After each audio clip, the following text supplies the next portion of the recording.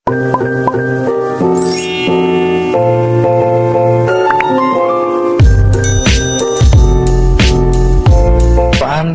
mengatakan Pak mati itu sakit. Apa yang Anda rasakan waktu itu? Rasa dada sesak, terus sakitnya tuh seperti ditusuk pedang, terus seperti kulit binatang dikuliti hidup-hidup. Sakit sekali waktu itu rasanya. Sakit sekali. Terus di dada saya terasa sesak. Setelah itu paman saya mengajar saya mengucap kalimat thayyibah, terus mengucap dua kalimat syahadat, asyhadu an la ilaha illallah wa asyhadu anna muhammadar rasulullah.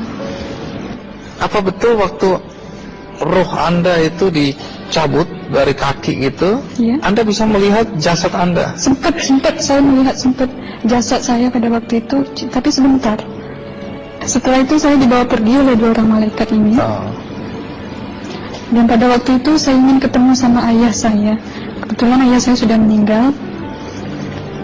Dan suatu ayah saya meninggal, dia berusia 55 tahun. Setelah saya ketemu di sana, dia tuh berusia muda. Kok muda? Berusia 17 sampai 20 saya perkira. Anda sempat ngobrol dengan ayah? Sempat. Apa yang Anda sampaikan?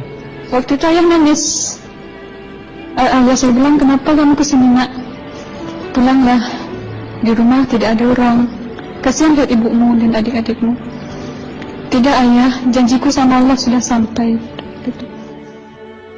Dan pada waktu itu ayah saya menangis. Lalu apa yang dia ucapkan? Diam aja dia, tersilang. Kembali ke malaikat tadi, bentuk yang Anda lihat seperti apa malaikat ini? Dia ini laki-laki, tapi mukanya sama semua. Berapa malaikat? Dua. Iya. Fisiknya seperti apa? Seperti berserban, berpakaian ihram, mukanya sama. Wajahnya seperti apa? Wajahnya sulit saya gambarkan. Yang jelas dia ini sama, dua-dua itu sama rupanya. Apakah ada ucapan dari dua sosok yang Anda anggap malaikat itu? Ada. Apa kata mereka?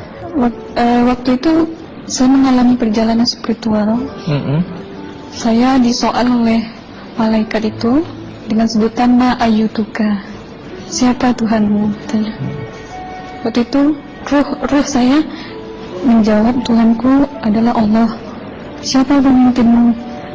Pemimpinku adalah Nabi Muhammad Sallallahu Alaihi Wasallam. Mana kiblatmu? Kiblatku adalah Ka'bah. Siapa kedua orang tuamu? Siapa saudara mara? Siapa pemimpinmu? Pemimpinku adalah Nabi Muhammad Sallallahu Alaihi Wasallam. Mana kiblatmu? Kiblatku adalah Ka'bah. Siapa kedua orang tuamu? Siapa saudara maramu? Terus saya diperjalankan. Setelah itu kedua orang malaikat ini memimpin tangan saya, tangan kiri saya, membawa saya ke satu tempat, menduduki saya di sebuah kursi. Pada waktu itu kursinya tuh empuk, mungkin 8 busanya ya, cantik. Terus di sana saya duduk di sebelah kanan saya ada tiba-tiba berwujud seorang perempuan. Dia mengaku Amal. Kamu siapa? Saya, aku adalah amalmu semasa kamu hidup di atas dunia. Dan selama kamu di sini, saya akan menemanimu sampai yaumul akhir, itu katanya. Dan pada waktu itu saya melihat perempuan-perempuan solehah berpakaian muslimah, berkerudung, mencium pipi kanan, pipi kiri. Mungkin salam perkenalan pertama waktu menduduki di situ. Setelah itu saya dihijrahkan lagi, dibawa oleh dua orang malaikat ini lagi, melihat dosa-dosa besar ya. Di sana saya diperlihatkan ada seorang laki-laki memikul besi di bahunya. Saya perkirakan besi itu mungkin beratnya tuh berton kali ya. Berat sekali ya. Berat sekali. Terus dia berjalan nggak sampai ke tujuannya. Berlumuran darah nanah, baunya na'udzubillah misalnya. Bajunya tuh sobek-sobek. Waktu itu roh saya disaksikan oleh Amal.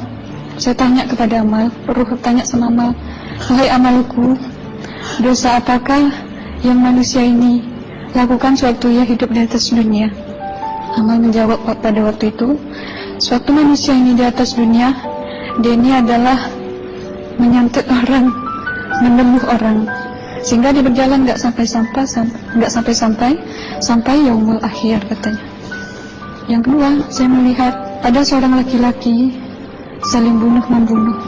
Sebentar kayak gitu lagi.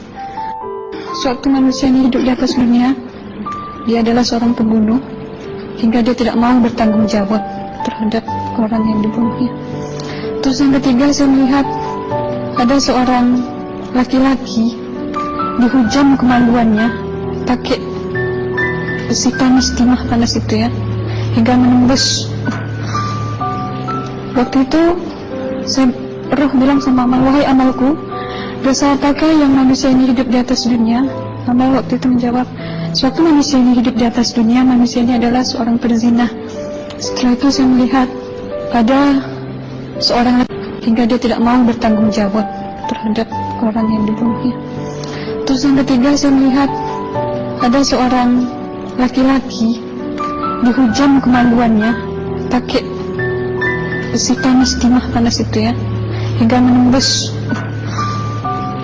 Waktu itu roh bilang sama amal, wahai amalku, dosa apakah yang manusia ini hidup di atas dunia? Amal waktu itu menjawab, sewaktu manusia ini hidup di atas dunia, manusia ini adalah seorang perzina.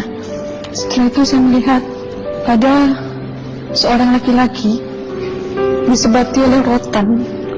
Rotannya itu menyebati kulitnya tuh hingga lepas daging sama kulitnya. Itu amal menjawab, sewaktu manusia ini hidup di atas dunia, dia ini tidak pernah sholat Islam, hingga waktu matinya pun dia tidak mengucap 2 kalimat syahadat. Dan pada waktu itu roh sama amal sempat menghafiz Quran pada waktu itu dengan harapan supaya orang manusia yang Allah siksakan ini bisa terampuni dosanya. Jadi masih sempat waktu itu ya? Iya, roh sama amal yang menghafiz Quran, bertahzim, bersalawat, baca ayat 1000 dinar, membaca yasin. Tapi sayang, bahkan tambah banyak Allah tidak mengampuni dosa-dosa mereka sayangnya. Setelah itu, akhirnya yang terakhir kali berzikir.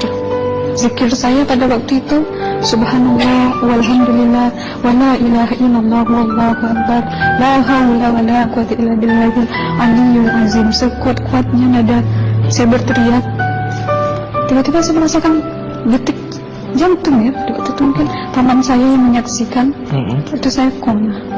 Disitulah saudara Anda kembali ke jasad ya? Iya, benar. Jadi banyak sekali Anda menyaksikan kejadian-kejadian di alam sana ya.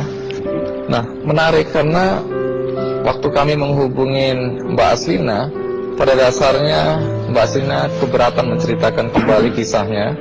Tapi kalau toh akhirnya Anda mau sampai di sini dan Anda sudah bercerita, apa harapan Anda pada orang-orang yang mendengarkan kisah ini? Ya, harapan saya pertama, ya lebih banyak menyambut puasa ya, lebih banyak mendekat diri aja sama Allah, perbanyakkan amalan soleh, perbanyakkan zikir, perbanyakkan sholawat, baca Quran, dan sebagainya. Itu harapan Anda ya? Iya. Baik, terima kasih Mbak Aslina ya, sudah datang dari Bengkalis untuk